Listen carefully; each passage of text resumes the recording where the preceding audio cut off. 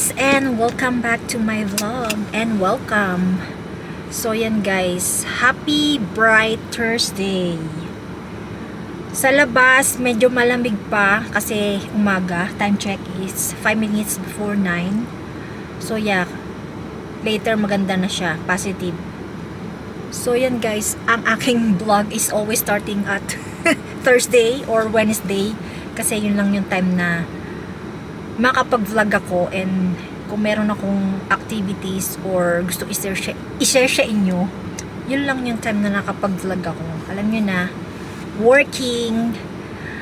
So yan guys, pupunta ako sa gym kasi last week hindi talaga ako nag-gym, as in naging lazy. So kaya ngayon mag-workout tayo guys. O diba ang liwa-liwanag sa labas, magna 9 o'clock pa lang. So yun guys, ang pinakamaganda dito sa Calgary, ang pinaka maraming nakukuhang sunlight. Ewan ko, alam nyo yun ha. So yan guys, we're heading now sa gym.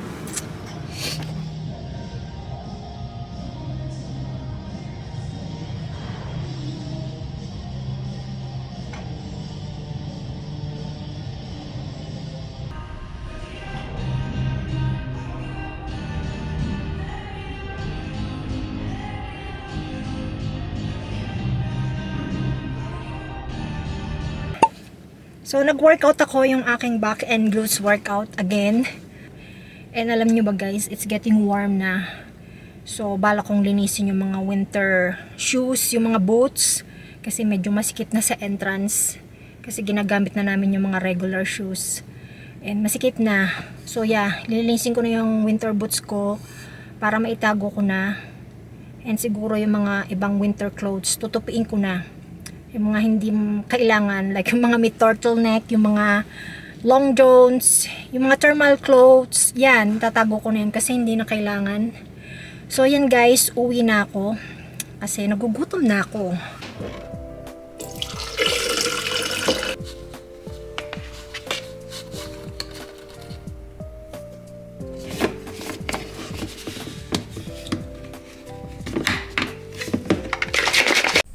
Next day. Good morning guys. So nagkakape lang ako guys kasi ang game plan for today is mag-workout. Yan, naka-ready na ako. Inuubos ko lang yung kape. Ang sarap ng sikat ng araw dito guys, kaya gustong gusto ko dito sa apartment kasi yung sunrise dito talaga tumatama sa bintana. Kaya sabi sa feng shui, swerte daw yun. Hopefully, sana nga dumating na yung swerte. So yun guys, aside sa gym, later in the afternoon, pupunta kami sa accountant kasi magpa-file na kami ng income tax. Importante yun guys. It's mandatory and it's your obligation. So yun. Kaya kailangang mag-file yearly ng income tax para malaman nyo syempre kung meron ba kayong ma-refund or owing kayo. So, dito kasi sa Canada, maraming pinagkukunan ng tax. Yun yung mga pera na ginagamit sa public. Like, example, yung mga pinagkukunan ng tax, yung mga income tax, kung yung isang person is owing, so yung pera mapupunta sa government syempre. Tapos yung mga sales tax, yan, kung mapapansin nyo, iba't ibang probinsya, may kanya-kanyang sales tax yan. Tapos yung custom sales and tariff, like kapag nag-order ka internationally, yan, di ba, napapansin nyo may malaking charge, yun. Tapos sa property tax, yun, depende yun kung saan kayo nakatira, sa mga healthcare services charge. Yun. So, yun yung perang nalilikom ng government. Ginagamit yun para sa public services. Like, halimbawa, sa school ng mga bata. Yan, kaya sinasabi nyo libre hanggang high school. Dun yun ginagamit. Sa mga parks, yan, yung mga bridges and roads. sa check-up and hospital. Kaya, or meron akong nakikita sa YouTube na, yun nga sabi, libre ang check-up or hospital. Hindi po. Kasi, yung binabayad nating tax na napupunta sa government, yun yung ginagamit sa pagpapacheck-up and hospital. Kaya, hindi libre. So, yung mga inakala nyo ng mga services na libre is hindi libre. Kasi, kinukuha yun sa atin sa taxes. So, maraming pinagagamitan yung taxes. Like sa mga family low income, yung mga elderly natin na sumasahod. Yan, sa mga ganyan. Example lang yung mga binibigay ko, pero marami guys na pinagagamitan yung taxes na binabayad natin. So, yun nga, kapag nag-file tayo ng income tax, doon natin malalaman kung owing tayo or may refund tayo. Plus, kung entitled ba tayo sa GST. Yung GST is yung natatanggap nyo every, I think quarterly. Yeah, it's either direct deposit or cheque. Yun. Tapos, yeah guys, importante talaga mag-file kayo. Especially sa mga baguhan dito guys, marami kasing baguhan dito, especially mga student o yung mga immigrants or yung nagpaplano mag-sponsor. Mag-get ready na ako tapos mag-workout na tayo.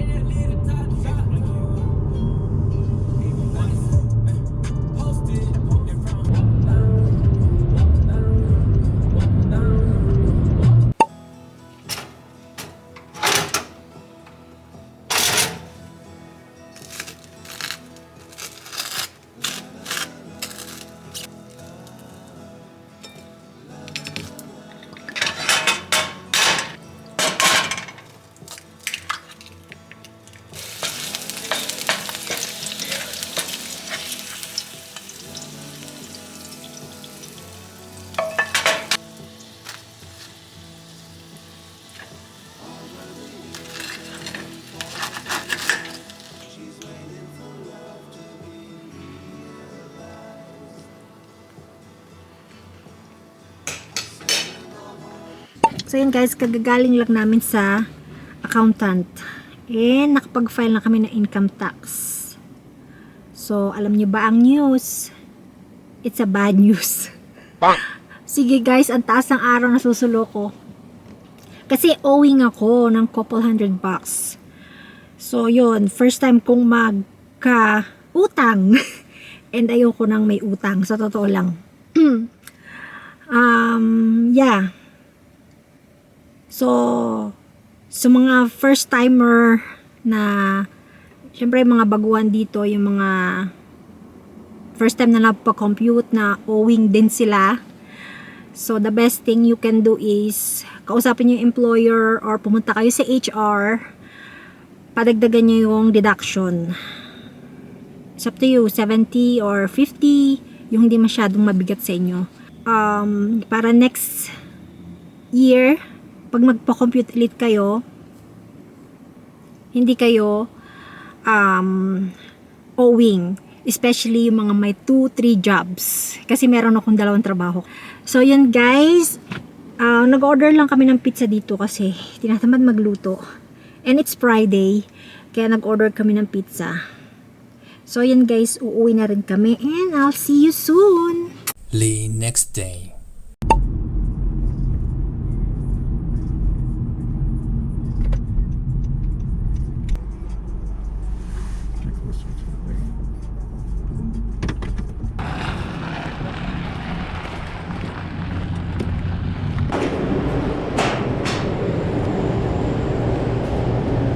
Good morning guys.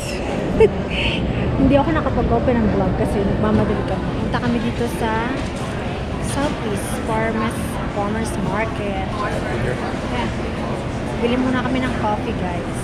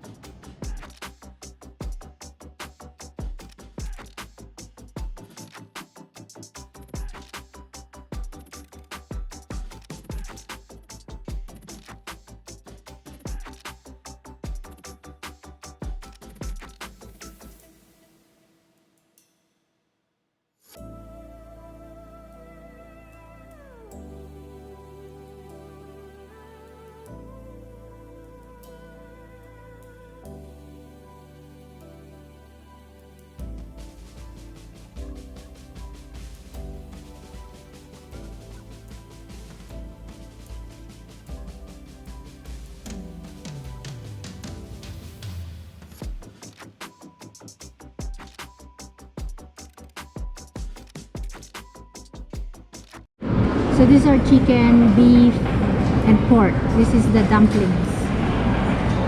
Okay, so you want me to pour that? Yeah, sure. Yeah, pour it. So kain tayo guys. Kain muna kami. Hindi pa kami kumain ng breakfast. So this is our brunch. Ramen. So yan guys, uwi na tayo. First time namin pumunta ng farmers market dito sa Calgary. We had so much fun. Ang daming pagkain pero ang mamahal. So ano ba matatagpuan niyo dito sa farmers market? Marami mga local produce. And medyo pricey nga lang siya. Nabusog kami kasi kumain kami doon. Kasi nga hindi pa kami nag-breakfast. So yeah, maraming goodies doon. Maraming mabibili. May mga anong tawag doon? Pastries. Yeah, bumili kami ng donuts. Tapos mga, yun, number 1 na nga yung produce. May mga sausage din sila. Mga arts and crafts. Meron, madami. So, yun guys. Uwi na kami. So, next time mabalik ulit kami. Sabi ko balik tayo ng fall kasi maganda pag fall. So, yun guys. So, ayan guys. Nandito na kami sa bahay. Ito yung nabili namin sa farmer's market na donut. At saka yung corn dog. So, ito guys. Nabili namin siya sa Jelly. So, yan. Isang kalahating dosena is $20, right? 23 with tax na yun. Tapos ito yung corn dog. Yan! 4 na piraso. Isang ramen at saka isang mozzarella. So yun guys, yun yung aking vlog for this week. Sana nagustuhan nyo and please don't forget to like and subscribe. Thank you guys and hope to see you soon on my next video. Bye!